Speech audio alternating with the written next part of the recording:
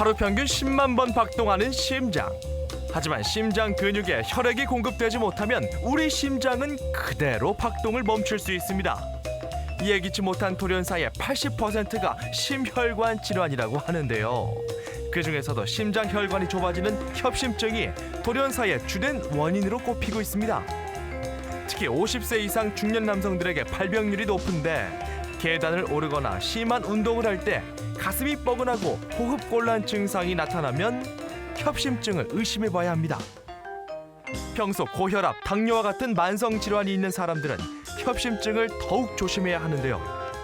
증상이 없는 경우도 있어 평소 정기적인 검사가 필요합니다. TV닥터에서는 심장 건강을 위협하는 협심증에 대해 자세히 알아보겠습니다.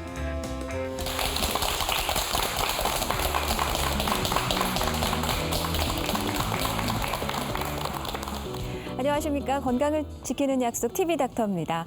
요즘 날씨가 워낙 선선해서 야외 나들이하기 참 좋은 계절입니다. 그래서 바깥에서 이렇게 운동하시는 분들도 좀 많이 늘어나셨어요. 근데 갑자기 안 하던 운동을 하다 보면 좀 몸에 무리가 되거나 이상이 발생할 수 있는데 혹시 비정상적인 가슴 조임이나 통증이 계속 반복된다면 협심증을 의심해 볼 필요가 있습니다. 그런데 이 협심증의 통증은 계속 나타나는 것이 아니라 잠깐 증상이 보였다가 사라지기 때문에 그냥 대수롭지 않게 여기는 경우도 많다고 합니다. 하지만 그냥 방치했을 경우에는 심근경색, 나아가서는 돌연사의 위험까지 있다고 하니 오늘 협심증을 자세히 알아보겠습니다. 부산의료원 심장내과 최재훈 과장을 모셨습니다. 안녕하십니까? 안녕하세요.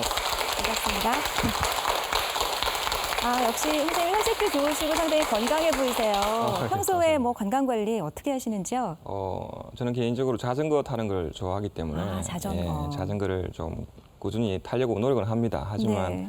직업 자체가 응급 상황도 많고 하기 때문에 조금 그런 핑계로 잘 못하고 있는 상황이죠. 하지만 항상 얘기하지만 의사들이 시키는 대로 해야지 의사를 따라 하시면 절대 안 될 것 같습니다. 그런 건가요? 요즘 참 자전거 타기에도 좋은 계절인데 그러다 보니까 좀 무리하게 운동하시는 분들 좀 이렇게 통증 느끼는 분들이 실제로 많으시죠? 그렇죠. 지금 계절이 환절기이기 때문에 온도 차이가 상당히 심합니다. 네. 낮에는 덥다가 밤이 되면 추워지고 하기 때문에 이런 환절기 때 운동하는 건 상당히 위험할 수도 있습니다. 실제 심장 질환도 빈도가 증가하고 그리고 또 운동을 하지 않다가 네. 갑자기 운동을 하게 되면 이게 날씨가 시원하다고 해서 근육통도 심하게 올 수가 있죠. 그래서 심장 질환과 많이 이제 혼동이 되는 경우도 상당히 많고 네. 그래서 중년 이상의 환자분들이 일반인들이 이렇게 운동을 이번엔 꼭 해야지 계획을 잡고 시작하시기 전에는 가급적이면 한 번 정도는 내과에 가셔가지고 네. 검사를 하고 운동을 하시는 것도 상당히 좋을 것 같습니다. 맞아요. 심장 이상 중에 대표적인 게 또 협심증이라고 할 수가 있을 텐데 협심증이라는 게 이제 심장 혈관에 오는 이상 아니겠습니까? 어떤 이상이 오는 건가요? 협심증이라는 병이 상당히 어려운 병은 아닙니다. 솔직히 우리가 모든 장기 발끝에서 머리끝까지 동맥과 정맥 같은 이렇게 혈관이 있습니다. 네. 그 중에서 동맥이 이렇게 좁아지는 게 이제 동맥경화증이라는 병인데 그 동맥이 심장에 있는 동맥이 이렇게 네. 좁아지는 경우를 협심증이라고 할 수 있습니다. 그래서 슬라이드를 보시면 왼쪽부터 이렇게 오른쪽으로 병이 진행되어 가고 있는 경과입니다. 우리가 태어날 때 혈관이 이렇게 깨끗하다가 벽 쪽으로 이렇게 찌꺼기가 차게 되면 혈관이 좁아지는 거죠. 뭔가 많이 가라앉아 있나요? 네네, 이게 우리가 말하는 지질 성분입니다. 기름 성분들이 이렇게 네. 침착하게 되면 혈관이 좁아지는 거죠. 네. 그거를 동맥경화라고 하고 네. 다음 슬라이드를 보시면 그 혈관의 단면적입니다. 3시 방향에서 9시 방향까지 이렇게 노란 부분이 소위 말하는 그런 지질 성분이 침착된 부분이고 이게 침착이 되면서 이 위를 막고 있는 섬유성 막이 있습니다. 이 막이 병이 진행되면 점점 얇아지는 거죠. 네. 밑에 있는 노란 부분은 증가되게 되고 위에 막은 얇아지면서 나중에는 혈관 내부가 이렇게 터지게 됩니다. 막이 터지는 거예요. 예, 막이 터지게 되면 혈관 안에 흐르고 있던 혈소판이 거기에 부착을 하게 되는 거죠. 네. 그러면서 갑자기 막아버리는 겁니다. 그래서 좁아지게 되다가 나중에 막히는 그런 현상이 생기는 거죠. 네. 그러니까 우리가 뭐 협심증, 심근경색 이런 걸 좀 헷갈려 할 수가 있는데 협심증이 심해지면 심근경색이 되는 거군요. 그렇죠. 네. 협심증이라는 거는 그 병명 자체에도 보면 협자가 좁을 협자입니다. 네. 막히는 게 아니고 심장의 혈관이 좁아져 있다라는 의미고 경색이란 말은 혈관이 막힌다는 의미죠. 네. 심장의 동맥이 막히게 되면 심근경색, 뇌의 동맥이 막히게 되면 뇌경색이 되는 거죠. 아, 그렇군요. 그러면 이 심장으로 가는 커다란 동맥, 그 관상동맥이 막히는 원인, 아까 그 뭐가 많이 이렇게 찌꺼기가 쌓이는데 어떤 구체적인 원인이 있습니까? 네, 슬라이드를 보시겠습니다. 우리가 흔히들 알고 있는 만성 질환들이 대부분의 원인이 될 수가 있습니다. 그러네요. 고혈압, 네. 당뇨, 고지혈증 같은 질환들, 그리고 비만이나 담배 피는 것, 그리고 운동이 양이 부족하거나 운동이 그다음에 스트레스를 많이 받는 이런 모든 사항이 다 좁아질 수가 있는 원인이죠. 특히 우리가 혈관이라는 어떤 파이프 내에 아주 맑은 수돗물이 흘러가는 거랑 네. 당뇨병 환자분 같은 경우에는 이제 설탕물이 좀 끈적끈적한 끈적끈적하게 흐르고. 설탕물이 흘러가는 거. 예. 그다음에 고지혈증 환자분 같은 경우에는 기름이 흘러가는 거죠. 아. 그러면 파이프가 더 빨리 막히고 네. 좁아지게 되는 거죠. 네. 근데 우리가 살아가면서 뭐 언제까지나 깨끗한 수도관을 유지하기가 힘들기 때문에 누구나 이런 협심증에 노출될 수 있다고 볼 수가 있을 텐데요. 얼마나 많은 분들이 이런 협심증을 호소합니까? 저희 우리나라 그 건강보험심사평가원의 조사에 따르면 한 해에 50만 명 이상이 진료를 본다라고 되어 있습니다. 그렇군요. 우리 인구가 5천만 명이라면 네. 퍼센트지로 보면 1%에 가깝게 발생한다는 거죠. 예. 그게 100명에 1명꼴인데 이거는 전 연령층을 대상으로 한 거기 때문에 성인만 떼서 본다면 그 빈도는 훨씬 높아질 겁니다. 네. 네. 어떤 그 뭐 추세가 있습니까? 네, 그 슬라이드를 보시면 협심증의 환자의 수가 연령이 증가되면서 그 빈도는 아주 급격하게 증가되게 되어 있습니다. 40대에서 50대에 아주 가파른 그렇죠. 곡선을 그리고 있어요. 30대, 20, 30대에서는 아주 완만하게 컵을 가다가 예. 40대 이상, 특히 50대가 되게 되면 그 빈도가 상당히 증가되는 거죠. 그래서 전체 연령 중에서 50대 이상이 협심증이나 심근경색 환자 모두가 80%에서 90%를 차지한다라고 보시면 될 것 같습니다. 네, 특히 그래프를 보면 50대의 그 남성들의 상당히 위험에 노출돼 있는 걸 볼 수가 있어요. 그렇죠. 그만큼 스트레스를 많이 받는다는 이야기죠. 그렇습니다. 자, 그래서 실제 협심증으로 수술을 받으신 50대와 60대 환자 두 분을 만나보겠습니다. 처음에 다른 병원에서 당뇨 판정을 받아 약을 먹고 있었는데 상당히 괜찮았어요. 괜찮았는데 8월 12일 전에 한 3번인가 4번인가 그 상태가 왔었어요. 왔었는데 이틀, 3일 전에 오고 이래 왔는데 자고 일어나고 괜찮고 또 어떨 때 좀 이래 좀 잠 목욕탕에 가갖고 샤워하고 이러면 또 괜찮고 이래서 아니 뭐 별거 아니겠다는 생각을 가지고 있었는데 그래도 몸이 좀 비대하니까 아무래도 뭐 진단받을 때 그래서 뭐 혈압이 좀 묵다는데 그런 이야기 좀 들었거든요. 그런데 그 8월 12일 날인가 새벽에 화장실을 가려고 일어나니까 가슴 쪽이 뻐근한데 어깨 쪽이 막 통증이 와갖고 도저히 못 견디겠다. 그래서 제가 급해갖고 119 제가 신고해요. 제가 응급실 제가 들어왔습니다. 평소에 그 건강 관리라든가 또 어떤 그 건강 검진에서 아무 이상도 없고 집에 선친이라든가 모친께서 그런 증세가 전혀 없었고 또 형제 가운데서도 그런 증세가 전혀 없었습니다. 그래서 나 자신도 음식을 갖다 굉장히 싱겁게 먹습니다. 그래도 퇴직을 앞두고 혹시나 싶어가지고 종합 검진을 한번 했으면 하는 그런 생각을 갖고 있었습니다. 그 중에 간혹 어떨 때 술을 먹으면 이 가슴하고 어깨 쪽에 약간의 그 통증을 갖다 느꼈습니다. 그래도 뭐 그 다음날 자고 나면 아무 막 이상이 없고 해서 또 그 피 검사라든가 각종 그 검사의 수치를 보면 정상인들보다도 수치가 월등히 좋고 해서 안심을 했죠. 그래서 한번 건강 검진을 한번 받아봤으면 싶어가지고 또 주위의 의사 선생님들이 한번 가서 한번 검사를 해보시라길래 와서 그 우연히 검사를 했습니다. 그거 하고 나니까 그 결과 막 의사 선생님이 우리 가장 선생님께서 깜짝 놀라시면서 아주 그 상태가 안 좋은 상태다. 또 심지어 당뇨가 있는 사람처럼 보인다. 뭐 이런 이야기 정도로 아주 그 상태가 좋지 않은 그런 상태가 나타났습니다. 이런 경우도 있네요. 아니, 이분 같은 경우에는 평소에 건강 관리도 상당히 잘 해오셨는데도 협심증이 나타나셨어요. 네, 이분 두 번째 환자분 같은 경우에는 사실 병력을 들어보면 네. 가족력도 없고 흡연도 안 하시고 싱겁게 드시고. 네. 그다음에 고혈압, 당뇨 모든 게 없었습니다. 네. 그런데 환자분 병이 상당히 심했죠. 네. 유일하게 이제 위험 요소는 나이밖에 없었습니다. 그런데 저희가 이제 특수하게 검사하는 항목이 있습니다. 진짜 이제 이 원인 인자가 밝혀지지 않은 경우에 호모시스테인이라는 그런 검사가 있는데 그 검사도 역시 정상 소견이 나왔죠. 그래서 이 환자분은 아마도 노화가 유별나게 관상동맥에 좀 빨리 온 아. 그런 경우라고 볼 수 있을 겁니다. 네. 실제로 젊은 분, 그러니까 20대에서 30대 사이의 젊은 분들도 협심증 환자가 꽤 있거든요. 예. 그분들 대부분은 가족력을 가지고 있습니다. 부모님들이 심장이 안 좋거나. 네. 그런데 흡연도 안 하고 가족력도 없이 실제로 오시는 분들도 꽤 있습니다. 아, 이런 경우도 있는 거 보면 우리가 참 평소에 이 심장 건강 관리에 신경을 많이 써야겠다는 생각이 들거든요. 근데 말씀을 들어보니까 뭐 가슴 통증이 일단 왔다고 하는데 뻐근하기도 하고 뭐 날카로운 통증을 느낀다는 분들도 계시고 어깨 통증도 느끼고 통증이 좀 다양하네요. 네, 그 협심증 환자분들의 한 80% 이상이 네. 통증으로 옵니다. 대부분은. 통증 양상을 보시면 네.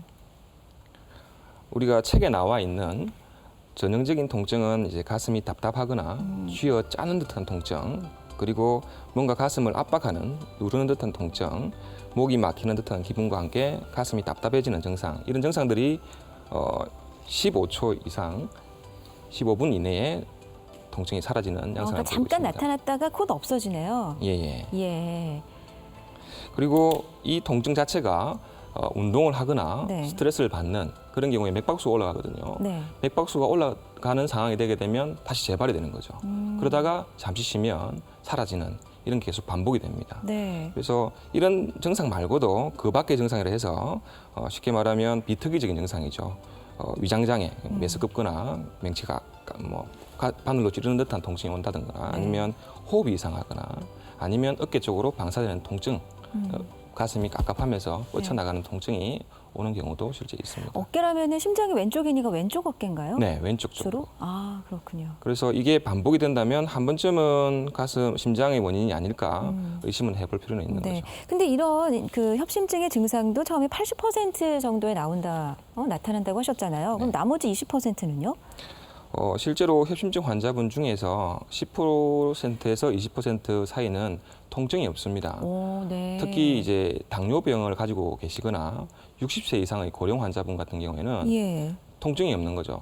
근데 심장내과 의사들 입장에서는 이런 통증 자체가 경고 사인인데 이런 경고 사인이 없으니까 병원을 찾지 않게 되는 겁니다. 그래서 병을 상당히 진행시켜 가지고 네. 병을 오게 되면 치료도 좀 어렵고 네. 대우도 별로 좋지가 않은 그런 차라리 경우가 통증 있죠. 있는 게 더 나은 경우가 건강한 게 제일 그렇겠네요. 좋겠지만 네. 통증이 있으면 병을 네. 빨리 찾게 되니까 그래서 당뇨병이 있거나 60세가 넘어가게 되면 건강할 때 심전도를 찍어 나가시는 것도 상당히 좋으실 내가 것 같습니다. 괜찮더라도 어쨌든 예방 차원에서라도 한번 찍어볼 필요는 그렇죠. 있다. 예.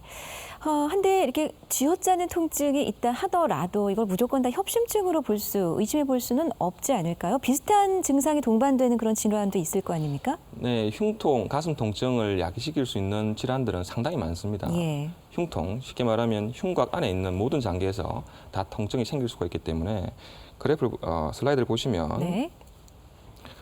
대표적인 게 지금 하고 있는 심장혈관 질환, 협심증 같은 심장혈관의 질환이고 심장에도 판막 질환이 있거나 심근염같이 염증이 오게 되면 똑같은 통증이 생길 수가 있습니다. 네. 그리고 젊은 분한테 아주 많은 역류성 식도염이라는 식도 질환도 통증의 원인이 되고 흉곽 안에 아주 큰 동맥이 있습니다. 대동맥이 있는데 그 대동맥이 박리, 찢어지거나 늘어나는 대동맥류라는 그런 병이 생겨도 통증이 생길 수가 있습니다. 그리고 흉곽 안에 폐도 있으니까 네. 폐와 늑막에 염증이나 종양이 생기더라도 통증이 올 수가 있고 젊은 분한테도 상당히 많은 부분인데 흉곽을 구성하는 바깥쪽이 있습니다. 뼈, 근육, 피부 같은 이런 곳에서 염증이 오거나 대표적인 게 대상포진이죠. 가슴이 예. 아프다가 네. 물집이 잡히기 시작하는 그런 피부 질환인데 바이러스성 질환인데 그렇죠. 그런 통증도 심장 통증과 상당히 좀 구분하기 네. 어려운 경우가 어쨌든 많습니다. 그 심장 주변에 있는 여러 가지 그 질환들이 가슴 통증을 유발할 수가 있기 때문에 구분을 좀 잘해야 될 것 같은데요. 그러면 이게 협심증인지 아닌지는 뭐 어차피 정확한 진단이 필요할 텐데 어떤 검사가 이루어집니까? 네, 가슴 통증으로 병원에 오시게 되면 네. 크게 구분을 할 수가 있습니다. 기본적인 검사 그리고 특수 검사가 있는데 네. 기본적인 검사라는 것은 이제 외래에 앉아가지고 제일 중요한 것은 병력입니다. 이 환자의 통증 양상이 네. 제가 앞서 슬라이드에서 보여드린 것처럼 어떤 양상인가, 과연 심장 쪽에 가까운가, 아니면 심장 쪽 이외의 병이 많은가를 또 주로 먼저 언제 통증을 느끼냐? 그렇죠. 네. 그리고 어떻게 사라지는지도 자세하게 물어보는 게 사실 제일 중요합니다. 네. 그리고 기본적으로 확인하는 게 심전도와 가슴 엑스레이 사진이죠. 그래서 큰 병이 이제 배 쪽하고 심장 쪽에 많이 모여 있으니까 그런 것을 배제를 합니다. 그래서 이 심전도라는 것이 네. 사실 무조건 비싸다고 좋은 검사는 아니거든요. 심전도라는 게 저희 심장내과 의사한테는 상당히 큰 도움이 됩니다. 그래서 저희들은 항상 건강하신 분한테 설명하는 게 심전도 한 장 정도는 건강할 때 찍어서 집에 보관하고 있다가 언제 가슴이 아플지 모르니까 예. 통통이 있을 때 그걸 네. 들고 병원을 오시게 되면 지금 심전도랑 이전 심전도를 비교하게 되면 정말 많은 도움이 되죠. 아, 그렇군요. 아주 유용한 정보입니다. 예.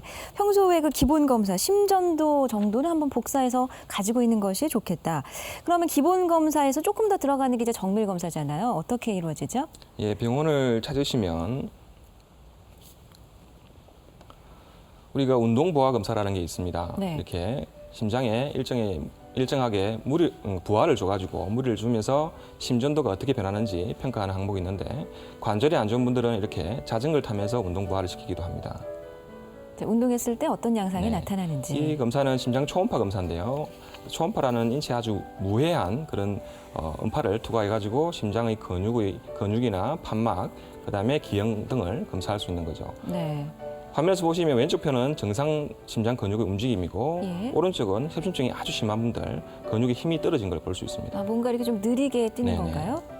그리고 최신 CT를 보시게 되면 심장이 이렇게 움직이는 장기지만 아주 빠른 속도로 CT를 찍게 되면 심장 혈관을 이렇게 재구성해서 혈관을 직접 눈을 볼 수가 있습니다. 네. 하지만 다른 CT와는 다르게 맥박수를 떨어뜨려주는 특수한 약을 복용을 해야 되기 때문에 검사 시간이 조금 길죠. 아, 여기 좁아진 부분입니까? 네. 예. 아, 눈으로도 이거를 보이네요. 눈으로 육안으로도. 확인할 수가 있는 예. 최첨단 기술 중에 하나입니다. 네. 아주 뭐 확연하게 지금 저희가 봐도 네네. 눈에 띕니다. 그 다음 검사가 이렇게 경피적으로 바늘을 찔러서 심장 안으로 관을 넣는 지금 검사인데 어디를 찌르신 거예요? 요골동맥이라는 동맥을 천자를 합니다. 아, 손목이에요? 예, 손목 네. 동맥 속으로 0.4mm 정도 되는 아주 작은 가는 철사를 넣고 그 철사를 따라서 이제 시스라는 것을 삽입하게 되는 거죠. 아, 지금 초록색 네네. 관이 시스입니까? 네. 네. 나중에 그 안에가 텅 비어 있기 때문에 다른 관들이 들어갈 수 있게끔 길을 만들어 주는 겁니다. 네. 철사를 통해서 지금 시스가 들어가고 있는 모습이고 예. 지금 요골동맥 안으로 들어가게 되면 철사를 와이어를 빼내게 되는 거죠. 예. 그렇게 되면 내부가 비어 있는 시스만 남게 되는 겁니다. 네. 이제 길을 만든 뒤에 그 안으로 해서 0.9mm 정도 되는 조금 더 크고 180cm 되는 아주 긴 와이어를 카테터와 함께 심장을 이제 촬영하기 위한 카테터가 뒤에 올라가고 있는 거죠. 심장 입구까지 진입을 하게 됩니다. 예. 지금 거의 도달한 겁니까? 네네, 이게 심장 입구니까 예. 그 뒤에 카테터가 들어오게 되면 이 카테터가 관상동맥이라는 심장의 동맥 쪽에 위치를 하게 되는 거죠. 예. 그 다음에 조영제를 혈관이 테스트를 해보게, 보여요. 예, 혈관이 이렇게 보이게 되는 겁니다. 아, 그 혈관 상태를 보고자 하는 검사네요. 그죠? 혈관을 보는 검사고 네. 여러 가지 각도를 바꿔가면서 혈관에 병이 있는지 확인을 할 수가 있는 그래서 거죠. 뭔가 발견됐나요? 정상 왼쪽 화면은 정상 환자분이고 그다음에 오른쪽 환자분은 이제 협심증 환자분인데 아, 확실히 중간이 좁아졌어요. 예, 확실하게 좁아져 있는 게 보이고 있습니다. 네. 이렇게 심혈관 조영술 검사를 통해서 협심증을 이제 찾아낼 수가 있는 거군요. 네. 그럼 그 부분에 이제 협심증을 찾아내고 발견하게 되면 이제 바로 치료에 들어가게 되지 않습니까? 네네. 어떻게 이루어집니까? 우리가 협심증의 치료는 크게 이제 세 가지로 나눌 수 있습니다. 첫 번째는 약물 치료, 네. 그다음에 두 번째는 시술적 치료, 네. 세 번째는 수술적 치료가 있습니다. 약물 치료라는 것은 이제 원인 질환을 치료하는 기본적인 거. 예를 들면 원인이 고혈압이다. 그러면 고혈압을 당연히 조절해야 될 것이고 네. 당뇨다.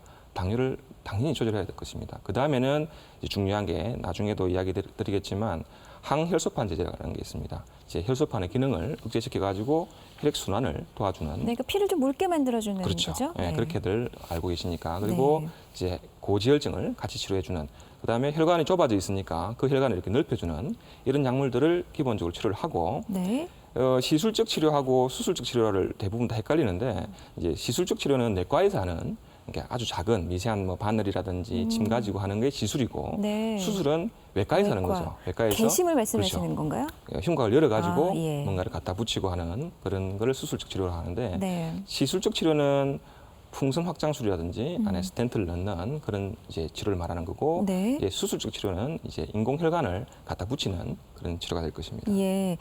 그럼 치료는 크게 약물, 시술, 수술로 나뉜다. 네. 시술은 풍선과 스텐트가 있다고 하셨잖아요. 네. 그 시술 장면을 좀 보면서 말씀을 들어보겠습니다. 네, 화면을 보시면 지금 조영술을 해서 좌전 하행지라는 관상동맥 중간부에 병변이 확인이 되었습니다. 네, 좁아졌어요. 네.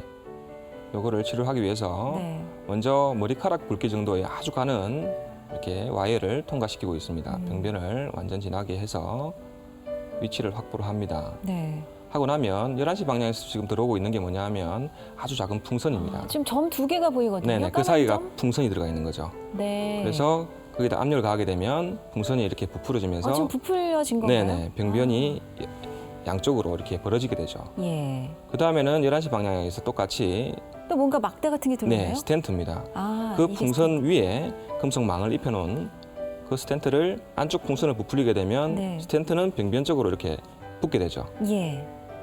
붙고 나서 나중에 이제 안에 있던 풍선만 이렇게 제거를 하고 있는 장면입니다. 네. 제거하고 나면 혈관 안에는 스텐트만 남아 있는 거죠. 그렇게 해서 스텐트 치료가 이제 끝나는 겁니다. 와. 기술 좋네요. 그죠? 지금 이게 혈관 안에서 다 이루어지는 그죠? 거잖아요. 예, 끝나고 나면 왼쪽과 오른쪽에 보시면 병변 부위가 확실히 넓어지는 확연히 게 예. 굵고 튼튼해졌습니다. 그렇죠. 네. 그러니까 혈관 안에 스텐트를 어쨌든 심어 놓는 네. 시술을 한 거죠, 지금. 네. 근데 어쨌든 금속망이 내 혈관 속, 그것도 심장 혈관 속에 들어가 있으니까 좀 불안하기도 할 것 같은데 뭐 일상생활은 바로 가능한 건지 주의사항은 무엇인지 좀 궁금하네요. 대부분 환자분들이 예. 혈관 조영술을 아주 뭐 어렵고 힘든 시술이라고 이렇게 알고 계십니다. 근데 그건 예전 이야기고 요즘에는 검사 시간만 보게 되면 한 5분에서 10분 정도 만에 검사는 끝날 수가 있습니다. 네. 하지만 검사가 쉽냐라는 질문에는 사실 그렇게 쉽게 대답할 수 없는 게 뭐냐면 네. 검사로 끝나지 않고 시술을 스탠드 삽입술을 해야 된다. 아, 그러면 검사에 이어서 바로 시술에 그렇죠. 들어가는 거예요? 그 관을 이용해서 아, 이제 시술을 그 할 수가 자리에서. 있는데 예. 네. 그 시술을 하게 되면 사실 환자분에 따라서 당뇨가 심해서 병변이 너무 심하거나 다혈관 질환 여러 군데 병이 있거나 네. 혈관이 꼬불꼬불 해가지고 아주 힘든 경우도 실제 있습니다. 그래서 시술 시간은 한 30분에서 길게는 3시간, 4시간까지도 환자 한 분을 가지고 시술을 하는 경우가 있습니다. 네. 그렇게 시술하고 나면 협심증 환자분 같은 경우에는 병원마다 시스템이 좀 차이가 있겠지만 저희 의료원은 하루 동안은 심장내과 중환자실이 있습니다. 네. 그 스캔가를 본 뒤에 일반 병실로 올라옵니다. 올라오셔가지고 한 3일 정도 이후에 퇴원을 하게 됩니다. 네. 퇴원을 하시면 일상생활 바로 가능합니다. 가능한데 단 이 손목 쪽에 아주 작은 구멍이 나 있기 때문에 상처 부위. 예, 상처 부분이 있기 때문에 목욕탕에는 가면 안 되죠. 예. 간단한 샤워는 해도 됩니다. 네. 하고 물이 묻으면 닦아내주면 되기 때문에 그렇게 생활하시면 아무 문제가 없는 거죠. 네. 자, 오늘 TV닥터 협심증을 알아보고 있습니다. 부산의료원 심장내과 최재훈 과장을 모시고 있습니다.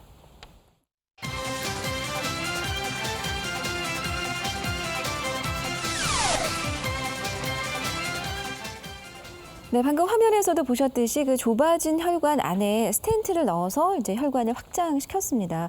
그러면 뭐 약이라든지 뭐 이런 거 먹을 필요가 없습니까?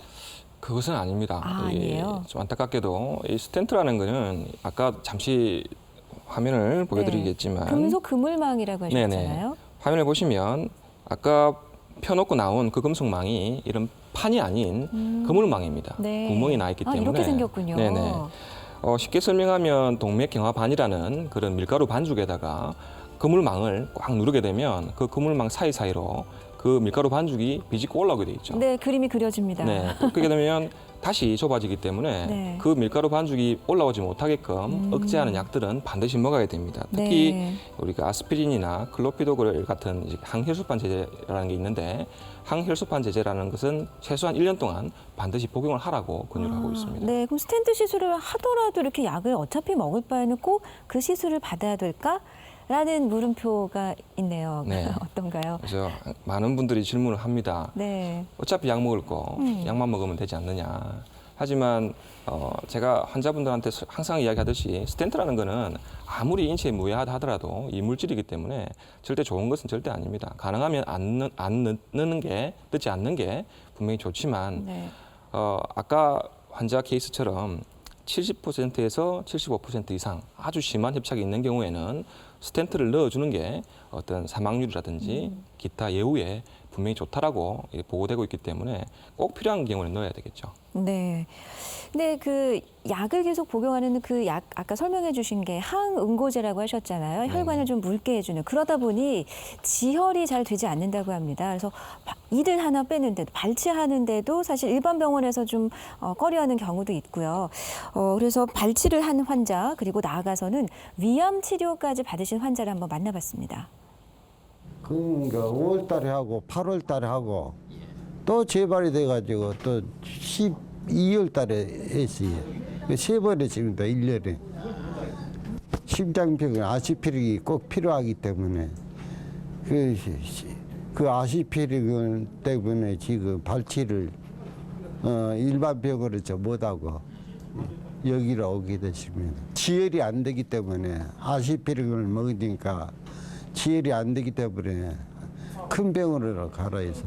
그리고 나서 한 2달 지나고 나서 이제 명치 끝이 아파서 병원에 왔는데 제가 심장내과를 가니까 심장내과 최재훈 과장께서 위내시경을 해보자 하셔서 위내시경을 했습니다. 근데 그 결과로 위암으로 판정이 났습니다. 그때는 심장내과에서는 스텐트 시술을 하신 지 얼마 안 되기 때문에 최소한 2개월은 약을 중단할 수 없다라고 처음에는 말씀하셨는데 그 종양이 악성이고 진행성이기 때문에 2달 뒤에 어찌 될지 모른다고. 수술 전에 가장 문제가 뭐였냐면 심장약을 계속 먹기 때문에 출혈 걱정 때문에 외과하고 일반 외과하고 문제가 많았습니다. 근데 일반 외과하고 심장내과 과장님께서 유기적으로 협조하시고 또 수술 중에 심장내과에서 밖에서 대기하시고 하셔서 수술 잘 끝났습니다. 지금은 건강한 상태입니다. 건강 회복하셔서 너무 다행입니다. 근데 역시 출혈을 가장 걱정하셨고 또 그런 약을 복용하는 상태에서 두 분 다 발치도 하셨고 수술도 받으셨네요. 네. 첫 번째 환자분 같은 경우에는 동일한 혈관에 네. 재발을 하신 거죠. 그래서 스텐트가 2번 들어갔던 분인데 그분 같은 경우에는 약을 끊었을 때 재발할 확률이 아주 높은 분이었습니다. 그래서 아스피린 같은 그런 항혈소판 제제를 끊을 수가 없는 상황이었고 두 번째 환자분 같은 경우에는 가슴이 아파가지고 다른 병원에서 의뢰가 와서 스텐트 삽입술을 했는데 2, 3개월 후에 명치 통증이 너무 심해가지고 내시경을 해보니 이제 위암이 조금 진행이 된 상태에서 발견이 된 거죠. 네. 참 그 판단하실 때도 고민되실 것 같아요. 이 환자를 끊을 것인가 계속 처방을 할 것인가 수술은 받아야 되는데 참 고민이 많으셨을 것 같은데 직접 집도하신 의사 두 분을 또 만나봤습니다. 심장 시술을 받고 얼마 안 된 경우에는 그 스텐트 안으로 다시 좁아질 수가 있기 때문에 피를 잘 안 굳게 하는 저희는 이제 혈소판 항응고제라고 하는데 그 약을 복용하실 수밖에 없게 되는데 그 약을 먹으면 저희 입장에서는 수술이라고 하는 게 출혈을 감소하고 하는 수술인지라 출혈의 위험성이 증가하는 게 저희한테는 가장 수술하는 사람 입장에서는 애로사항이죠. 실제로 문제가 되시는 분들은 원래 치주 질환을 가지고 계시거나 구강 건강 상태가 별로 좋지 않으신 분들인 경우가 많죠. 이제 그런 분들이 시술 후에 치료를 하려고 하면 치과 의사에게도 좀 걱정스러운 환자죠. 그런 경우가 많습니다. 그래서 가장 중요한 것은 심장내과 시술 전에 치과 검진을 받고 치과 치료를 받아두셨으면 더 좋을 것 같습니다. 제일 중요한 건 이제 그 치과 선생님하고 상의를 하든 아니면 수술을 해야 되는 외과 또는 정형외과, 신경외과 선생님하고 충분히 상의를 하신과 동시에 순환기내과가 있는 과에서는 그쪽과 협진을 통해서 수술 결정을 하시고 또 수술 후에 그런 문제가 생겼을 때 같이 협진을 통해서 환자의 합병증을 해결하는 것이 가장 중요하다고 생각을 합니다. 역시 여러 과에 걸쳐 있기 때문에 각 과마다 그 전문의들의 어떤 협진 체제가 정말 중요하겠습니다. 근데 원칙적으로 정말 언제 막힐지 모르는 협심증 환자가 아스피린을 끊는 것이 괜찮습니까? 걱정되는데요. 그렇죠. 사실 저도 의사지만 네. 이런 질문을 받으면 당황스럽습니다. 왜냐하면 정해진 건 없습니다. 정해진 건 없지만 가이드라인이라서 이렇게 하면 좋습니다라는 규칙은 있거든요. 그래서 네. 외과 선생님들은 이제 수술을 할 때 출혈 양도 많아지고 지혈을 다 해야 되니까 수술 시간도 길어지고 이런 부분을 걱정을 하시는 거고 네. 심장내과에서는 그 약을 끊게 되면 심장이 악화될 수 있으니까 그걸 걱정하게 되는 것입니다. 그래서 환자분들마다 다 다릅니다. 그 환자의 심장 상태가 만약에 중하다, 절대 끊을 수는 없다 하면 앞서 보신 것처럼 약을 먹으면서 수술이나 시술을 하는 경우도 있고 네. 이분 같은 경우에는 뭐 스텐트를 넣은 지가 아주 시간도 많이 지났고 괜찮다라고 판단한다면 약을 중단을 하고 수술하는 경우도 있죠. 예. 꼭 해서는 안 되는 게 뭐냐면 스텐트 시술을 한 지 6개월이 지나지 않은 환자분들은 절대 약은 끊으시면 안 됩니다. 네. 그거는 이제 왜냐하면 아주 심각한 문제가 생길 수가 있기 때문에 그것만 기억하시면 아마 될 것 같습니다. 네. 근데 아까 그 발치하셨던 분도 보니까 뭐 재발을 했다고 하더라고요. 이게 협심증도 시술은 받았으나 재발이 잘 되는 거예요? 네, 슬라이드를 잠시 보시면 예. 요 내용은 대한심장내과 학회에서 보고한 내용입니다. 재협착, 재발이 오는 대부분의 기간은 스텐트 시술을 하건 어떤 시술을 하건 시술한 이후 6개월 내가 제일 많이 발생합니다. 네. 위에서부터 풍선 확장술, 스텐트 삽입술, 약물 스텐트라는 거는 개발된 순서라고 생각하시면 되는데 이전에 풍선만 했을 때는 한 반 정도가 재발을 했습니다. 네. 하지만 이제 그 스텐트 풍선 위에 스텐트를 이렇게 싸가지고 혈관을 막아주니까 약 10%에서 20% 정도 재발 빈도가 낮춰졌고 그 다음에 최근에 나온 건 뭐냐면 그 스텐트 바깥쪽에다가 특수한 약물을 발라가지고 다시 살이 차 올라오는 것을 막아주는 그런 스텐트가 있습니다. 대부분 요즘에 약물 스텐트를 쓰는데 약물 스텐트를 쓰면서 10% 이하로 이렇게 재발률이 줄였습니다. 네. 하지만 3번 이상 동일한 혈관에 재발할 수 있는 가능성도 여전히 3% 정도 남아있다고 되어 있습니다. 이게 참 재료로 만들기가 쉽지가 않네요. 근데 재발되는 원인이 뭐예요, 선생님? 예, 대부분 재발하는 원인은 당뇨병과 같은 본인이 가지고 있던 기저질환이 원인이 되게 있습니다. 당뇨 스텐트를 아무리 넣어도 당뇨병이 남아있고 당뇨가 조절이 안 되는 분들 같은 경우에는 네. 스텐트 안으로 계속 앞서 이야기한 것처럼 설탕물이 지나가는 거죠. 그러면 다시 또 찌꺼기가 차게 돼 있습니다. 네. 그래서 당뇨가 조절이 안 되고 그다음에 고지혈증이 심하거나 이런 분들도 그 병 때문에 병이 악화되는 경우가 제일 많고 예. 두 번째는 뭐냐면 우리가 이야기했던 항혈소판 제제라는 그 약제에 대한 내성이 있는 경우가 있습니다. 실제 동양인들한테는 빈도가 상당히 높은 걸로 되어 있기 때문에 예. 그 약제에 내성이 있어도 약 효과가 없으니까 다시 살이 차 올라오는 거죠. 그러니까 처음에는 약이 잘 듣다가 그렇죠. 이제 항생제 내성 생기듯이 그런 내성하고는 조금 다릅니다. 달라요. 타고난 내성이 있습니다. 아, 네. 우리나라 인구가 아주 많은데 그 중에 5% 정도 내지는 30%까지 보고하고 있는 분들도 있거든요. 그래서 상당히 많은 분들이 그런 약에 이제 내성이 있다라고 돼 있기 때문에 그런 분들은 이제 약제를 바꿔야죠. 2차 약제로. 네. 그럼 협심증을 그냥 치료 안 하고 시술도 안 하고 방치하게 되면 진짜 막 돌연사까지도 갈 수 있는 거예요? 네, 그 갑자기 사망하는 이런 돌연사의 원인이 심혈관계 질환하고 그리고 뇌혈관 질환 두 가지로 나눌 수가 있는데 그런 돌연사의 70% 이상, 80%까지 협심증과 같은 이제 심혈관 질환이라고 보고되고 있습니다. 네. 그러면 이제 만약에 진짜 그런 일이 생기면 안 되겠지만 그런 응급 상황이 발생했을 때는 정말 그 몇 분 동안의 응급 조치가 정말 생명을 다툴 수가 있지 않겠습니까? 어떤 응급 조치를 취해야 하죠? 실제 저희 병원에 얼마 전에 네. 119 대원이 심폐소생술을 하면서 저희 병원에 진료 오신 분이 있었습니다. 그분은 급성심근경색이 오면서 아주 치명적인 부정맥이 온 거죠. 아, 네. 그 부정맥이 오면서 심장이 멎었는데 우리 119 대원분께서 소생술을 잘 하셔가지고 예. 저희 병원에 오셔가지고 응급 시술도 하고 환자분 생명을 살린 그런 경우가 있었죠. 아, 정말 다행입니다. 바로 그 경우를 화면에 만나봤습니다. 신고는 계단 낙상으로 인한 부상 추정 환자로 신고가 접수되었고요. 현장에 도착했을 당시 환자는 부정맥으로 인한 심정지 상태였습니다. 그 환자는 계단에 이렇게 쓰러져 있는 상태였고요.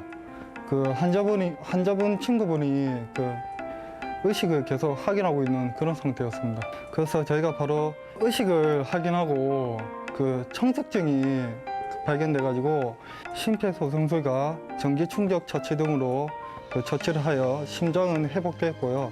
흉부 압박은 저희가 이렇게 수동적으로 혈액 순환을 시켜주는 과정입니다.